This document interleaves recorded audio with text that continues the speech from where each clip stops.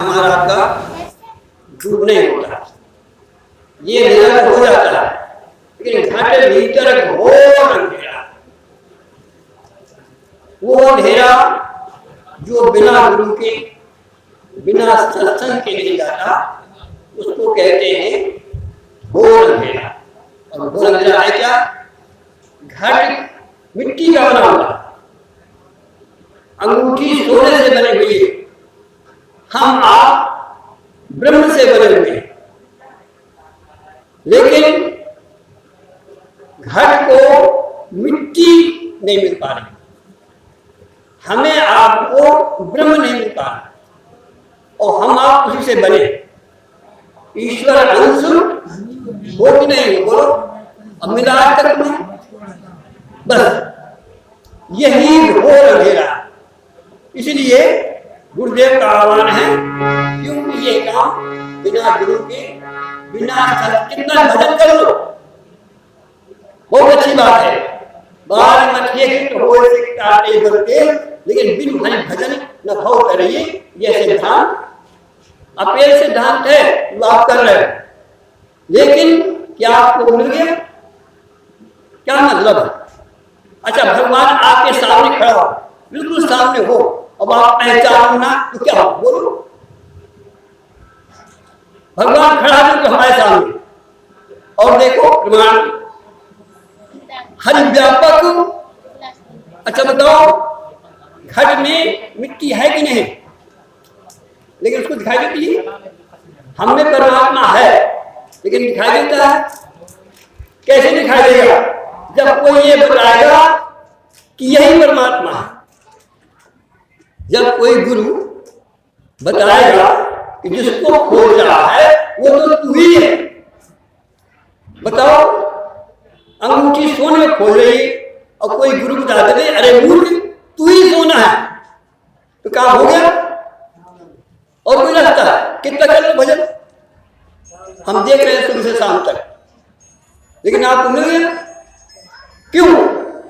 कि इससे और कुछ बात है, लाख भजन कर लो, लेकिन जब तक गुरु के सन्निकट में जाओ, जब तक सत्संग न करोगे, तब तक उस सत्य को जो तुम स्वयं हो, अंगूठी स्वयं सोना है, घड़ा स्वयं मिट्टी है, जीव स्वयं ब्रह्म है, लेकिन जब तक इस दर में ना आओगे तब तक कितो कर लो, कितनों पोथी पढ़ जगूंगा, कितना तीर्थ कर लो, लेकिन जब तक कबीर ऐसे संत, कबीर को कब हुआ कि गुरु गोविंद दो खड़े, अरे कहा कितना भजन करता था कबीर, लेकिन हुआ क्या कि कबीर से भगवान आ गए, और भगवान आकर के कहते कि अरे कबीरा इधर आ, मोको कहाँ ढूंढे रे बंदे, बोलो, यदि भगवान न आते तो कौन बताता, और भजन न करता तो भगवान न आता। भगवान आप भजन करते हो, बहुत अच्छी बात है, लेकिन प्रकाश का नहीं है। प्रकाश का जब होगी जब गुरु मिलेंगे, कबीर को गुरु न मिलते तो कभी गोविंद को पा नहीं पाते। गुरु गोविंद दो खड़े, अरे कहा की लागू पान, और बलिहारी गुरु आपने गोविंदियो हुआ, हो गया काम, भजन भी सिद्ध हो गया, गुरु भी मिल गया, और परमात्मा को भी प्राप्त हो गए। बोलो वृंदावन जय लाल की। आइए बोलो, इसलिए कहा घट भीतर घोर अंधेरा है,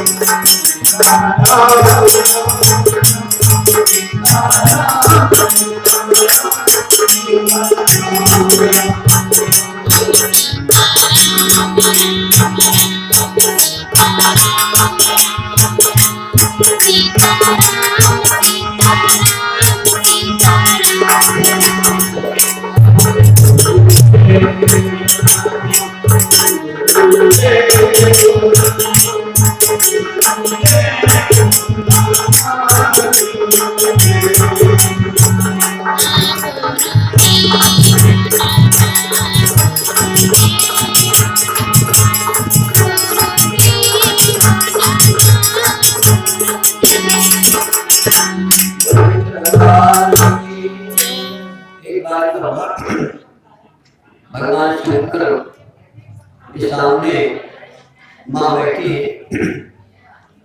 कथा कहते कहते बहुत कुछ कह रहा। अब कहते हैं माँ अब मैं कुछ अपने जीवन का अनुभव बताना चाहता हूँ। माँ कहूँ मैं अनुभव अपना और सब धन जगत सब आयु बनो इस जो आयु पर प्राप्त करेंगे।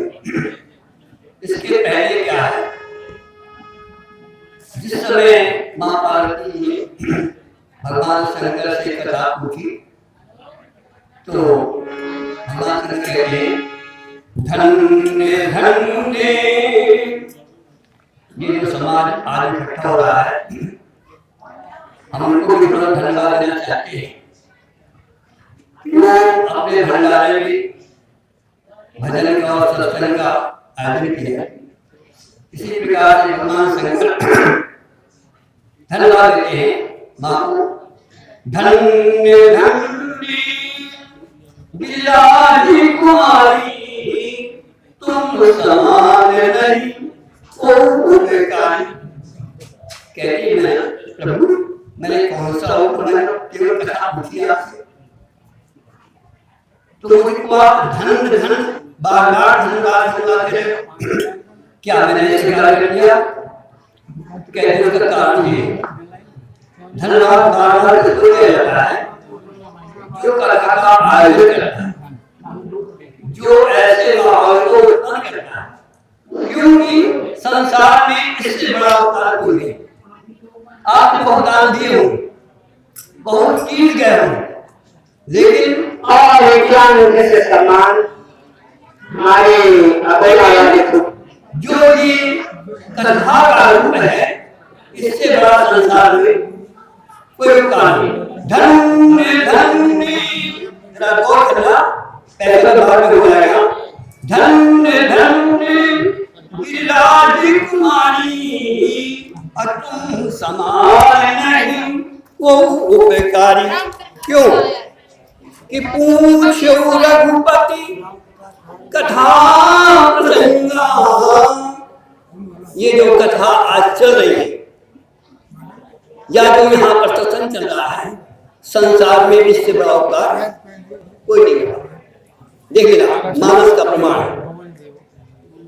धन्य धन्य गिरिराज कुमारी तुम समान नहीं वो उपकारी। क्यों कि पूछो रघुपति कथा प्रसंगा सकल लोग जग पावन।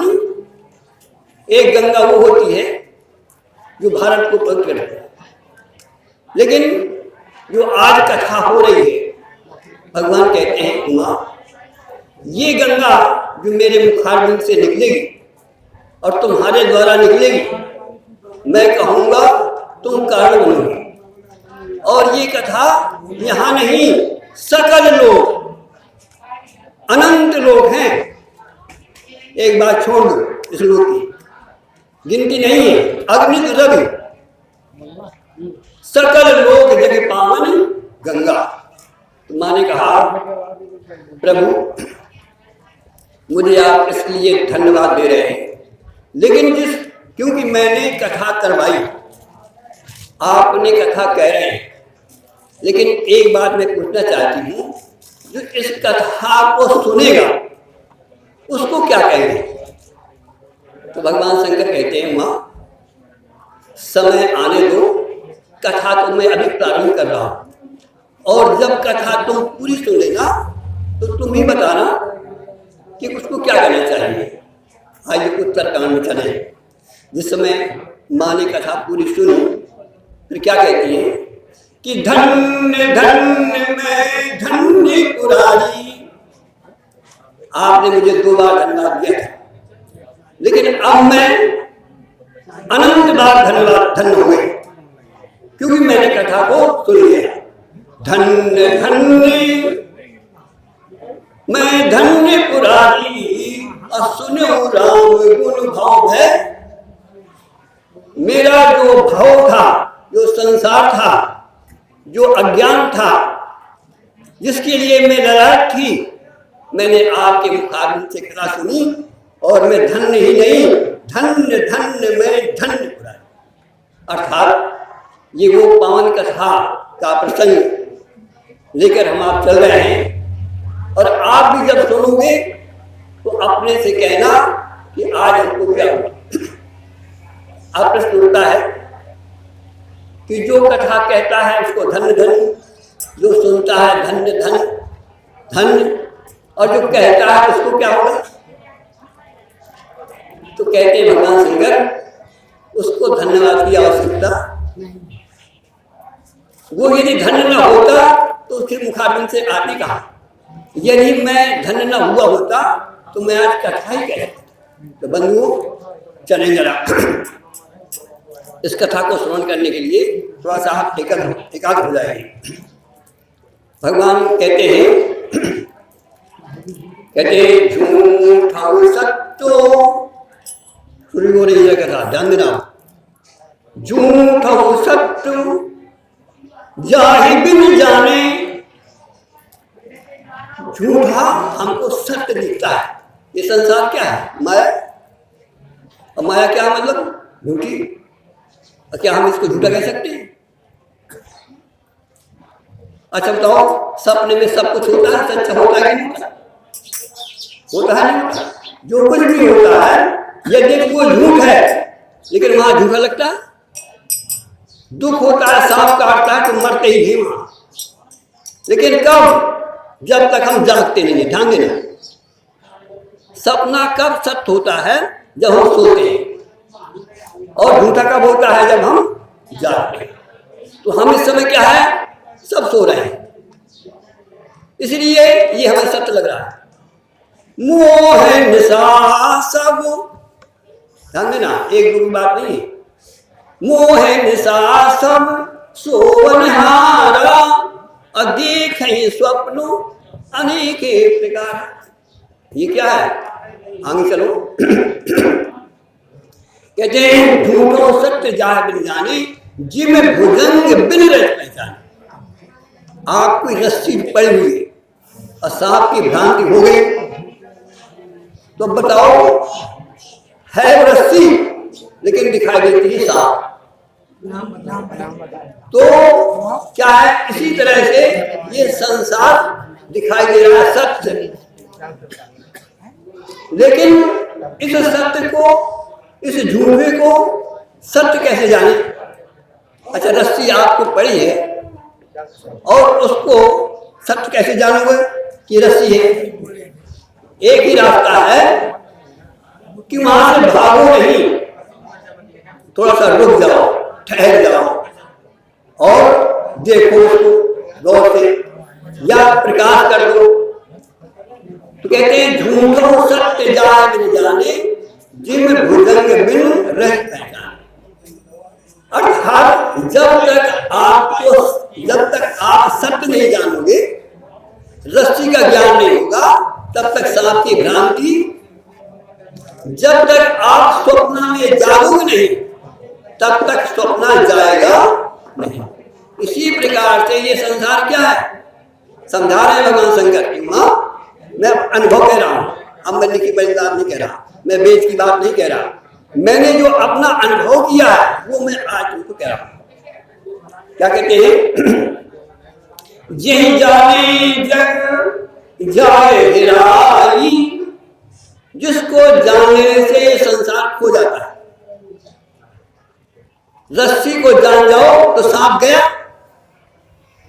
ठीक इसी तरह से राम को जान जाओ, आत्मा को जान जाओ, ब्रह्म को जान जाओ तो ये संसार यही जाने जग जाए हेराई। कैसे? जागे जथा सपन भ्रम जाए। जैसे जागने से सपने का भ्रम चला जाता है, इसी प्रकार से सत्य को जानने से ये संसार चला जाता है। आइए बंधुओं, अपने प्रसंग में उमा कहूं मैं अनुभव अपना। अब मैं अनुभव की बात कह रहा हूं, ये कैसे होगा, ध्यान देना। कैसे आप जागोगे? भगवान शंकर उमा को जगा रहे हैं, सपने को तोड़ रहे हैं।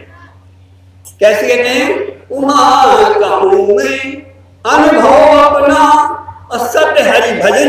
ये आप जो भजन कर रहे हैं ना, ये क्या है? इससे क्या होगा? क्यों करना चाहिए? यदि आप भजन न करोगे तो सत्य को जानोगे। ध्यान देना, भजन सत्य नहीं है, भजन माध्यम है सत्य को जानने के लिए। कहते हैं उमा कहूं मैं अनुभव अपना सत्य हरि। ध्यान देना, सत्य क्या है? सत्य है हरि। हरि का मतलब क्या है? हरि व्यापक सर्वत्र समाना। जो हरि का मतलब होता है जो हर एक में है। हरि का मतलब होता है जिससे हर एक उत्पन्न होता है। हरि का मतलब होता है जिसमें हर एक लय होता है और वो ज्यों का त्यों रहता है। जैसे अभी आपने चर्चा सुनी थी आकाश की, वही संत जी बता रहे थे कि कैसी आत्मा? आत्मा है आकाश की तरह है, लेकिन आकाश सत्य नहीं। ध्यान देना, आकाश जड़ है और जिसकी हम चर्चा कर रहे हैं वो चेतन है। बस इतना अंतर है। जैसे आकाश से सारी सृष्टि उत्पन्न होती है, आकाश से वायु उत्पन्न होती है, आकाश में रहती है और आकाश में लय हो जाती है और आकाश ज्यों का त्यों रहता है। ध्यान देना, तुम क्या हो? तुम वो तत्व हो, तुम वो आत्मा हो जिससे ये सब उत्पन्न होता है, जिसमें ये सब रहता है और जिसमें ये सब लय हो जाता है। सपना जिससे उत्पन्न होता है, जिसमें रहता है और जिसमें लय हो जाता है, उसका नाम है सत्य। तो कैसे प्राप्त करोगे? वो सत्य कैसे जानोगे? उमा कहूं मैं अनुभव अपना सत्य। फिर क्या है? हरि भजन। क्या इसको कैसे जानोगे? जब भजन करोगे तब जान पाओगे। भजन माध्यम है सत्य को जानने का। भजन सत्य नहीं है। जिस समय तुम्हें आत्मा का बोध होगा, जिस समय तुम्हें परमात्मा की जानकारी होगी, उस समय तुम्हारा भजन भी खो जाएगा। और जो खो जाए वो सत्य नहीं होता। जो न खोए, किसी भी हालत में रहे, वही सत्य होता है। तो भजन भी अभी आपने सब किया और गायब हो गए, क्या मतलब है? इसका मतलब भजन सत्य नहीं है। भजन सत्य को जानने का साधन है। सत्य तो हरि है। सत्य हरि भजन। फिर जगत क्या है? जगत का मतलब होता है जगते ही। जैसे सपना जगते ही चला जाता है, ऐसे भजन से आप जाग जाओगे, तब क्या होगा? ये संसार स्वप्नवत हो जाएगा। और देखो प्रमाण, गोस्वामी जी लिखते हैं कि मैंने जाना। भगवान शंकर ने कहते हैं मैंने जाना, क्योंकि मैंने भगवान का भजन किया। और इसी बात को गोस्वामी जी अपनी वाणी में अंकित करते हैं। देखना जरा, श्री राम मैं सब जग जानी। मान नहीं उन्होंने, और हम आप सब मान रहे हैं ये संसार श्री राम है, बहुत अच्छी बात है। लेकिन मानोगे नहीं तो जानोगे। लेकिन गोस्वामी कहते हैं मैंने माना और मान के मैंने जाना। कैसे जाना? श्री राम मैं सब जग जानी। जब मैं जग गया, तब मैंने जाना अच्छा आप सपना देख रहे हो और सपना टूट गया तो बताओ, जान गए कि सब नहीं था, नहीं हाथी बना था, नहीं मंदिर था, नहीं स्त्री था, नहीं बच्चे था और कुछ था वहां, सब मेरा ही रूप था। और जब जागे तब ज्ञान हुआ कि ये सब झूठा था, सब खेल था। ऐसे ही जब हरि का भजन करोगे और उस बिंदु पर जाओगे जिस पर गोस्वामी जी पहुंचे, जिस पर भगवान शंकर पहुंचे, अभी आपको बहुत चल रहा। कहते हैं करते बहुत जब आपने जो भजन किया केवल आपने अभी मुख से और कर से बस बंद कर रहे हैं, क्योंकि ये चर्चा सबके लायक नहीं है। ये चर्चा उन्हीं के लिए है जो भजन करके परिपक्व अवस्था में पहुंचना चाहते और केवल भजन करके घर बैठना चाहते, उनके लिए भी नहीं है। भजन से बहुत आगे चलना पड़ेगा, क्योंकि यदि भजन सब कुछ होता तो मिल गया होता, लेकिन हम यहाँ देखते हैं खूब करते हो भजन, लेकिन उस सत्य से आप बनते थे। तो क्या करें हम?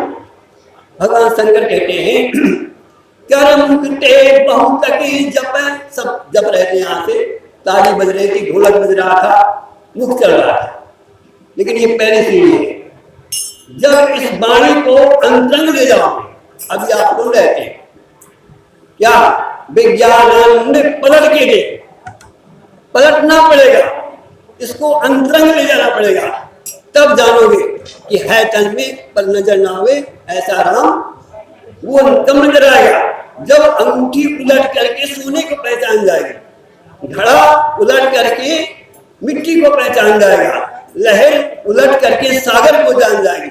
ऐसे हम आप जब उल्टेंगे, उल्टा नाम जपट जग जाना, उल्टो भजन करके उल्टो, अंतरंग जाओ, कर्म उल्टे बहुत लगे जप है, फिर क्या करो श्वासा बिरला को, इस भजन को श्वासा में आ जाओ और फिर श्वासा तजने निरंजन जप है, केवल देखना रह जाए, केवल होश रह जाए, तब वो राम जो तुम्हारे अंदर छिपा है, अंगूठी में सोना छिपा है तन में पर नजर ना आवे ऐसा राम, विज्ञानानंद पलट के देखो मिल जाए प्रीतम प्यारा।